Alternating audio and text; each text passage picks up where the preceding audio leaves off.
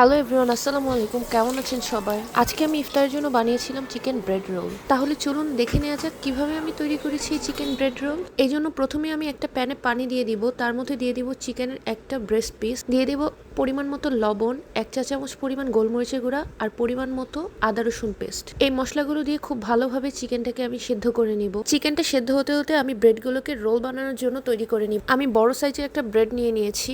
একটা নাইফের সাহায্যে ব্রেডের সাইডের অংশগুলো কেটে নেব। এই সাইডের অংশগুলো কিন্তু আমি ফেলে দেবো না, পরবর্তীতে আমি ব্রেড ক্রাম্বস বানানোর জন্য ব্যবহার করব। এবার আমি বেলুনের সাহায্যে ব্রেডগুলোকে খুব ভালো করে বেলে নিব। আপনারা এটা ভিডিওতে দেখলে খুব ভালো করে বুঝতে পারবেন। এই তো এর মধ্যে আমার চিকেনটাও হয়ে গেছে। অফ ক্যামেরা আমি চিকেনটাকে খুব ভালো করে খুলে নেব। এবার পুর রেডি করার পালা। প্রথমে আমি একটা প্যানে তেল দিয়ে দিব, তার মধ্যে দিয়ে দিব হাফ কাপ পরিমাণ পেঁয়াজ কুচি, দিয়ে দিব 1 চা চামচ পরিমাণ কাঁচামরিচ কুচি, দিয়ে দিব হাফ কাপ পরিমাণ গাজর কুচি আর একটা ছোট আলুকে আমি কুচি করে নিয়ে সেটাও সাথে দিয়ে দিব। সবকিছু একসাথে বেশ কিছুক্ষণ ভেজে নেব। এবার আমি সামান্য পরিমাণ পানি দিয়ে দেব যেন প্যানের গায়ে সবকিছু লেগে না যায়। আমি এখানে দিয়ে দিব 1 চা চামচ পরিমাণ গোলমরিচের গুঁড়া, 1 টেবিল চামচ পরিমাণ আদা রসুন পেস্ট, 1 চা চামচ পরিমাণ সয়া সস, টমেটো সস দিয়ে দিব 1 টেবিল চামচ, ওয়েস্টার সস দিয়ে দিব 1 চা চামচ পরিমাণ। ওয়েস্টার সসটা কিন্তু রোলের টেস্টটাকে অনেক বাড়িয়ে দেবে। আপনারা অবশ্যই চেষ্টা করবেন এখানে ওয়েস্টার সসটা ইউজ করতে। আমি এখানে ম্যাগি স্বাদে ম্যাজিক মশলাটা ইউজ করব অর্ধেকটা পরিমাণ। এবার আমি চিকেনগুলো এটার সাথে দিয়ে বেশ কিছুক্ষণ রান্না করে নিব। এই তো দেখুন চিকেনের পুরটা কিন্তু খুব ভালোভাবে রেডি হয়ে গেছে।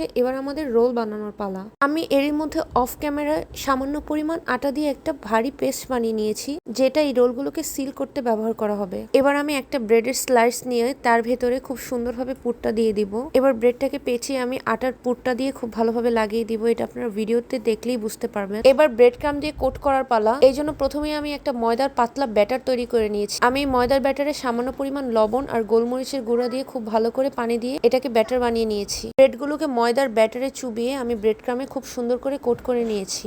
আর এই ব্রেড ক্রাম্বসগুলো আমার নিজের হাতে তৈরি।